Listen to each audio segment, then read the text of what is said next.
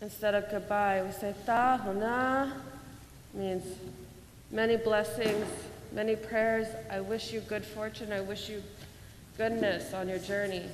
I wish you well, and I wish you to do well.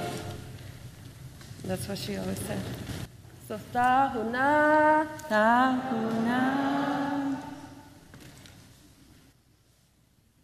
Vivian taught me that when we were preparing to mourn for Jira.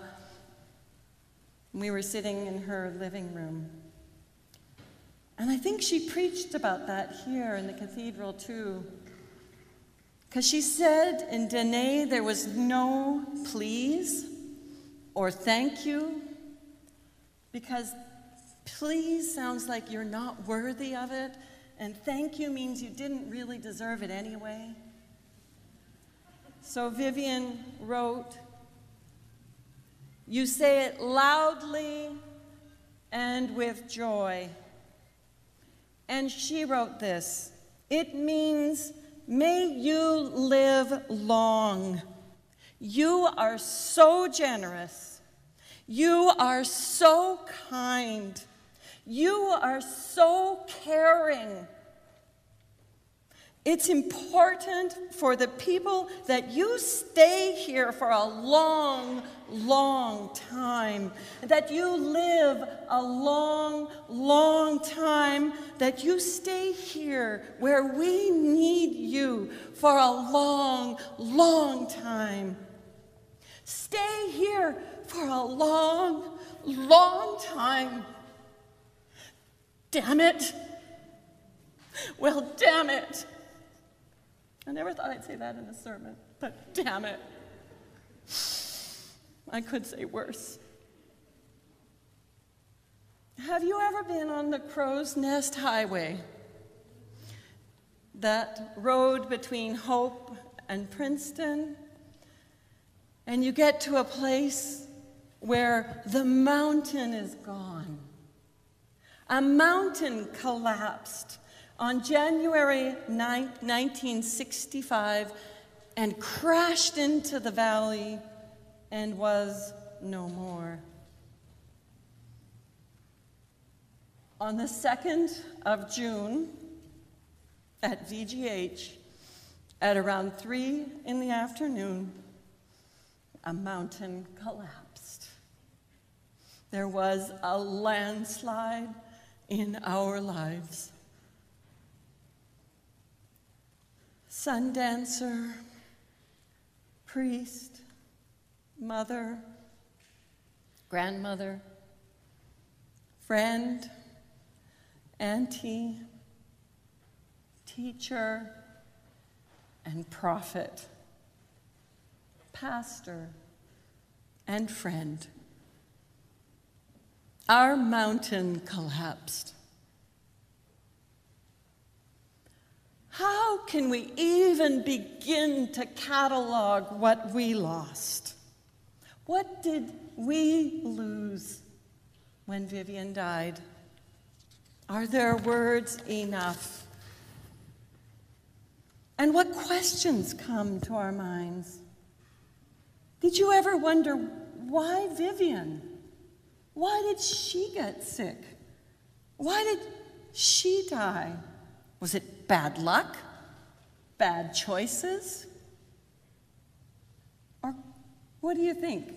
Out of the 100 or so priests in this diocese, why does the one Indigenous priest die? Why have 11 Indigenous priests in the Anglican Church of Canada died? What the hell? What's going on? Could it have anything to do with 300 years of colonial invasion of these lands? Dare we look at our history?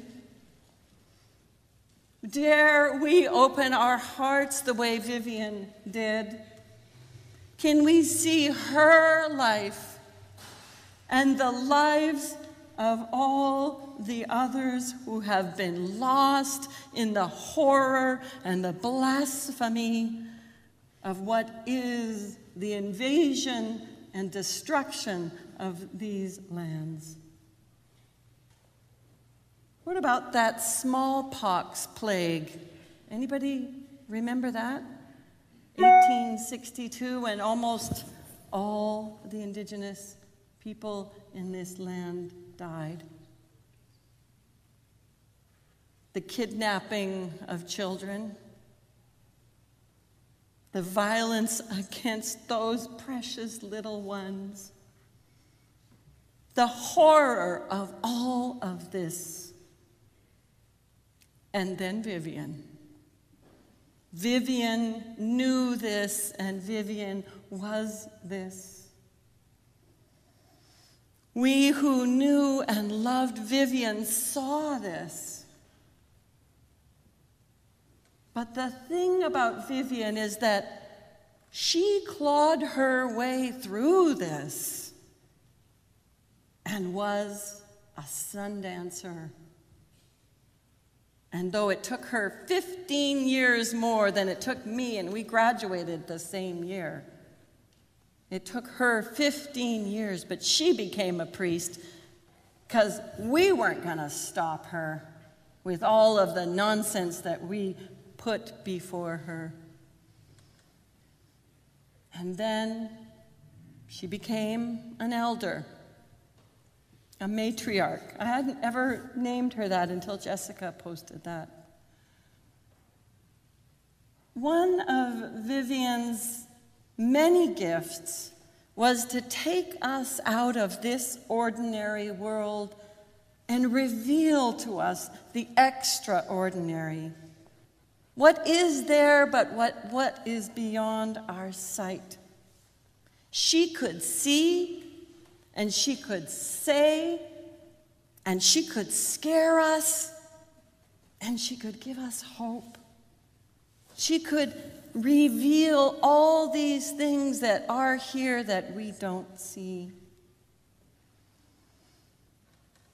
2 years ago, her beloved friend, I don't know what to call him, mentor, the one who reached and touched her light, who saw who she was and opened the door to who she would become, the beloved and much remembered Reverend Monty Bingham. He came to my ordination. He wasn't there for Vivian's. But he wrote, as he was dying, after 98 years on this earth. And Vivian gathered his words and sent them to all of us to encourage us and to give us hope. She wrote that Monty had said, "My body is lessening its impact on the earth, and my spirit is expanding to join the heart of God." Monty knew, and Vivian knew, that there was a great beauty in this earth, in the things, the flesh, the body of this earth, the energy and the spirit that are cloaked with this flesh. There is a beauty in the mystery we call God, the heart of God, where we are all going. Vivian's body was finished on the 2nd of June. We sang, we drummed, we prayed, we anointed, we loved her over into the heart of God, where she now resides with Monty. Now what? How do we, without giving Vivian a hagiographic cue, as the wonderful John Marsh said, I hope you get his little reflection there. I left a copy of it at the back. So we're not going to turn Vivian into a saint. Was Vivian a saint? Was she perfect? Did she fill out the forms on time? Did she get the stuff in? Laurel, thank you. Vivian was not that kind of saint. But if we remember what a saint really is, it isn't a perfect person. A saint isn't someone who's got it all figured out and off they go on their happy way. How can we name and remember Vivian in her saintliness, in her imperfection? How can we reach down and touch and understand and remember what Vivian did on earth? Because it is despite the colonialism and all that stuff and the trauma that she burst through. She didn't believe it. She knew it wasn't true. Even though she was told she was worthless, she knew otherwise. She knew grace. And she learned that it applied to her and it applied to everyone, all of us. She had been to hell and she came back, but she would always return, always, always return to gather those she could, to bring them in.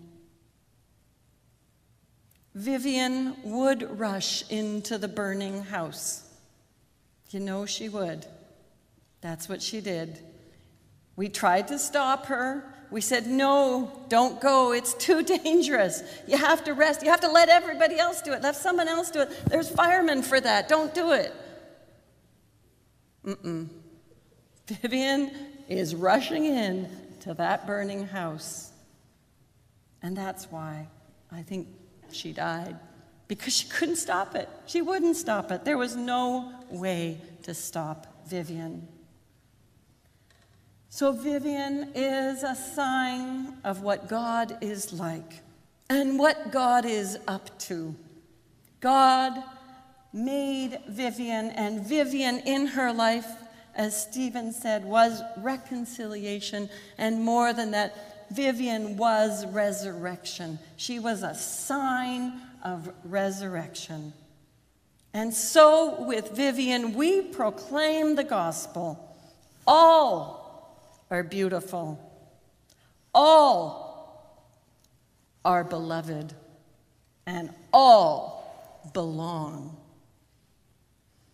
Now it's our job to tromp out into the highways and the byways and tell everyone and collect everyone, especially those the world says are unlovable or don't matter. We are called to be Matthew 25, which Elder Dorothy read so beautifully. Each in a different way, not the same. For Deanna and Stephen, Cleo, for Jessica, for Jessie, for Elizabeth, for everyone, we have a different call. The same call, but a different response. A different way of being. Natalie, everyone is going to do something different now because we have been touched by Vivian. Even the bishops. Got to do something different now. Because Matthew 25 is not about doing good works. It is about being a different world and building that world now. And the loss of Vivian's body means we have so much more work to do now because she won't be here to do it. We have 5,000 people to feed and more, but much, much more. We have to proclaim a new church, not a church in love with itself, not just passionate about the work of reconciliation, but about the work of reconciliation at its core. And not just the church, of course, but the world. We cannot live as we have been these past 300 years of the colonial invasion. We have to rush out into the forest. We have to sit down in front of the bulldozers. We have to save the hummingbirds. We have to hurl ourselves at the horrors of climate change. Does anyone here remember when Vivian started to cry about the lichen? Margaret, Zendira. I'll never forget. Who cares about lichen? It's just this like green stuff that grows on the rocks and comes and goes. I don't even know what it looks like. What is lichen anyway? What is lichen? Vivian cried about the lichen. We should be crying about the lichen. If we loved Vivian, then take that into our hearts and cry about the lichen. But not just cry. Get out there and figure out what on earth are we going to do. Last week, I went away to a cabin to try to draw all of Vivian into my heart. And I was fumbling with a little fire, and I couldn't make it go, and I'd start it, and big pile of newspaper, and it looks great, and then 2 seconds later, it's gone. And I remembered when Vivian and I went to Rivendell, and she could light a fire and make that fire go and keep that fire going. And I just felt her love and her laughter at me. There I was. And I remembered that she once wrote about her little dog, Puka. She said Puka would dance and prance, and Puka would teach everyone about love. I remembered as I was failing to light the fire. Vivian wrote, I said to Puka, you are so loved, you don't even know what love is. Well, that's a funny thing to say. And then Vivian wrote, I thought of that story of the little fish that went swimming home, excitedly telling his mom what he had just learned. Mom, did you know we live in water? And I am reminded, said Vivian, that we live in grace. We are so full of grace. I am so full of grace, wrote Vivian, that I don't even know what grace is. So, beloved ones, as we gather here in this place and online somewhere in the internet world, let our hearts be strengthened by this coming together. Let us rush out into the world in love with everyone. We are the bearers of Vivian's love, of the Creator's love, of that love which cannot be taken away or destroyed by anything. So, ta huna Vivian. Maltiosh, gracias, merci, haichka, osiem, all the ways we can say thank you.